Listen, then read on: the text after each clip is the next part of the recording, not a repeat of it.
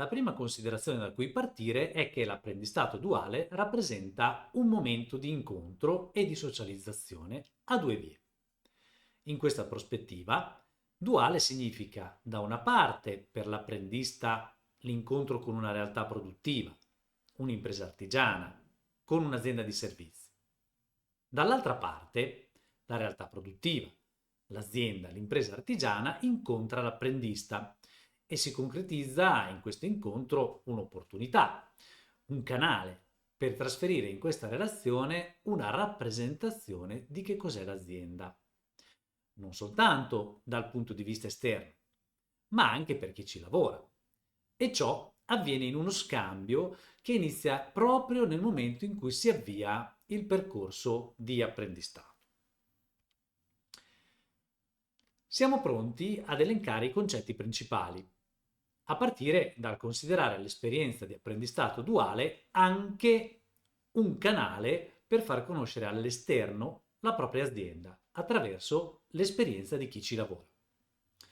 Ad esempio, i racconti, i commenti e le opinioni che i ragazzi scambiano in famiglia e con gli amici, ciò che postano sui social e che quindi viene visto da una platea più ampia. Ecco che diventa rilevante il concetto di identità aziendale e soprattutto la coerenza tra i valori che la contraddistinguono. Infine ci soffermeremo sul concetto di employer branding, ne riparleremo, per capire meglio che cos'è e perché è importante collegarlo all'esperienza di apprendistato duale.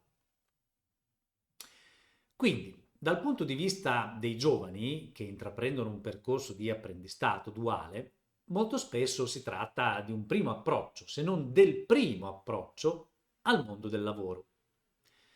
Quindi è l'occasione in cui il ragazzo, la ragazza, iniziano ad affrontare una serie di ambienti, di compiti, di stimoli, di persone con cui collaborare e con cui confrontarsi e che rappresentano sostanzialmente le occasioni che contribuiscono alla definizione dell'identità personale. Cioè, si costruisce il concetto della propria identità. Chi sono, che lavoro faccio, cosa so fare, cosa conosco, anche in rapporto agli altri, a quello che gli altri fanno, a quello che gli altri dicono, a quello che gli altri ci chiedono di fare, a quello che il lavoro richiede di fare. Si tratta quindi di un'esperienza che dà la possibilità di confrontarsi con una serie di compiti, con una serie di sfide. Da un certo punto di vista, queste sfide contribuiscono a definire chi sono io, personalmente.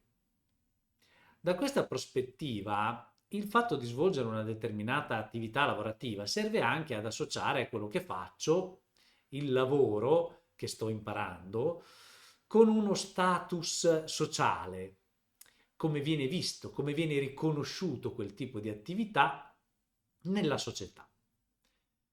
Quanto è importante per i ragazzi avere o associare la propria esperienza con un posto, tra virgolette, nella società? Una parte della nostra identità è costituita anche da quello che facciamo, non solo da chi siamo. Quello che facciamo può avere un valore diverso in contesti differenti e quindi anche accendere delle aspettative da parte dei giovani che affrontano questo tipo di percorso. Un altro elemento rilevante è quello dell'attivazione individuale, cioè l'esito positivo di queste prime esperienze è fonte di attivazione individuale, in quanto stimola i giovani a continuare ad impegnarsi in prima persona per costruire il proprio percorso di inserimento sociale e di carriera lavorativa. Non sempre però l'esito è positivo, o quantomeno l'esito corrisponde alle attese. Per un insuccesso ci può capitare di vivere frustrazione, un atteggiamento di sfiducia rispetto alla propria motivazione, rispetto alla possibilità di condizionare le situazioni, quindi di influire significativamente sul proprio futuro. Da una frustrazione quindi possono derivare un senso di insoddisfazione personale, una scarsa disponibilità di impegnarsi di fronte a nuove prospettive e a nuove occasioni di apprendimento e di miglioramento. Seguendo il ragionamento, che è partito dal confronto tra le aspettative dei giovani e le loro esperienze di ingresso nel mondo del lavoro, possiamo vedere alcune dimensioni che rappresentano il confronto tra aspettative e realtà.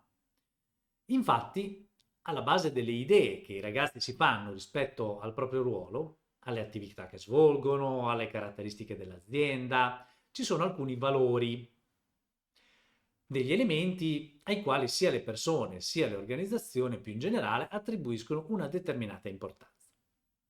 Ovviamente questo non avviene sempre in modo esplicito, anzi, molto spesso queste valutazioni di importanza restano sottintese, sotto traccia, restano implicite, per cui quello che si vede e che si verifica si può valutare attraverso i gesti, i comportamenti, le parole, anche attraverso le priorità che vengono attribuite a determinate attività rispetto ad altre. Questo vale sia per coloro che sono all'inizio della loro attività lavorativa, di apprendistato, di neoassunzione, sia per coloro che hanno una lunga esperienza e che magari sono alle soglie del pensionamento. Beati loro. Ma quali sono questi valori che condizionano le percezioni e i comportamenti delle persone? Allora, in base agli studi scientifici possiamo elencarne alcune di queste dimensioni. Prendiamo ad esempio due dimensioni. La prima è quella che riguarda le relazioni, cioè la misura in cui una determinata posizione lavorativa, un certo ruolo, permette a chi lo ricopre di sviluppare rapporti personali tra colleghi. Qual è l'importanza che le persone attribuiscono alle relazioni? Ci sono anche qui delle differenze individuali. Per alcune persone lavorare e vivere la giornata di lavoro in un ambiente che consente di allacciare relazioni positive con i colleghi è un elemento fondamentale. Per altri lo è in misura minore. Ci sono delle differenze individuali, ma ci sono anche delle priorità più o meno esplicite che ogni azienda attribuisce a questo elemento e a ciò che emerge nei comportamenti. Ad esempio, quanto contano le relazioni rispetto ai risultati, rispetto alla componente tecnologica, rispetto all'applicazione corretta di procedure? Un altro elemento che vale la pena di considerare riguarda certamente il merito. Ci hanno fatto anche un ministero. Quanto è importante vedere riconosciuto il merito delle proprie attività, dei risultati che si sono raggiunti? Non soltanto dal punto di vista individuale, ma anche dal punto di vista organizzativo. Il tema del valore attribuito al merito, ovviamente, risente di differenze individuali. Per alcuni è più importante, per altri lo è di meno. Il fattore chiave è la coerenza tra ciò che avviene all'interno dell'organizzazione e le aspettative che hanno coloro che ci lavorano. In effetti possiamo vedere qui, diciamo, una comparazione tra quello percepito all'interno dell'azienda e come viene invece percepito da parte dell'apprendista. Questi sono due esempi, ovviamente, che possono influenzare il confronto che le persone fanno tra il proprio sistema di valori e l'identità percepita dell'azienda nella quale si lavora. Parliamo ora di cultura e identità aziendale, ma soprattutto di reputazione. Quindi non solo all'interno dell'azienda, ma anche verso l'esterno. L'identità dell'azienda come datore di lavoro comprende i valori e i comportamenti messi in atto con l'obiettivo di attrarre, motivare e trattenere i lavoratori attuali e futuri di un'azienda. Queste azioni prendono il nome di employer branding, gestione della reputazione del datore di lavoro.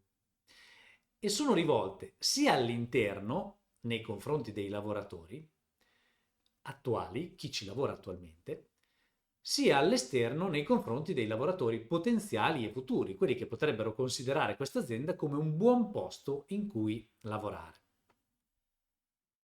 Semplicemente, se vogliamo definire come si arriva alla percezione di quell'azienda come posto nel quale lavorare, si può partire dalla base. Qui troviamo la conoscenza della realtà. L'esperienza di apprendistato è un modo per conoscerla. A seguire c'è la percezione che ne abbiamo, intesa come coerenza tra cultura e valori di cui si fa esperienza una volta entrati. Il terzo punto riguarda la consapevolezza di quanto il percepito corrisponde o meno alle aspettative. Facciamo un esempio. Si dice che l'azienda X sia un posto nel quale è bello lavorare perché ci si sente parte di una grande famiglia. C'è un forte senso di appartenenza. Non è solo lavoro, le attività extra lavorative includono eventi aziendali ed altre attività. Ma quali sono gli aspetti che possono essere percepiti come negativi in questo caso? Diventa difficile distinguere tra lavoro e extra lavoro. Per esempio, si va in vacanza con i colleghi e si ha la sensazione di non staccare mai. Allora, per riassumere, possiamo dire che la reputazione come luogo dove si lavora bene, l'employer brand, diventa il concetto di un'azienda che si differenzia da quello dei suoi concorrenti, non solo per i prodotti o i servizi specifici, ma anche come ambiente, luogo di lavoro. L'attenzione ai valori individuali e la capacità di coinvolgere in maniera attiva anche chi ricopre un ruolo di apprendista duale sono solo alcuni dei fattori che possono veicolare un'immagine veritiera e positiva dell'azienda. Gli apprendisti e i loro tutor ricoprono un ruolo centrale nella costruzione e nella diffusione dell'immagine e della reputazione aziendale all'esterno, in quanto ambasciatori diretti che hanno fatto esperienza di quella determinata realtà.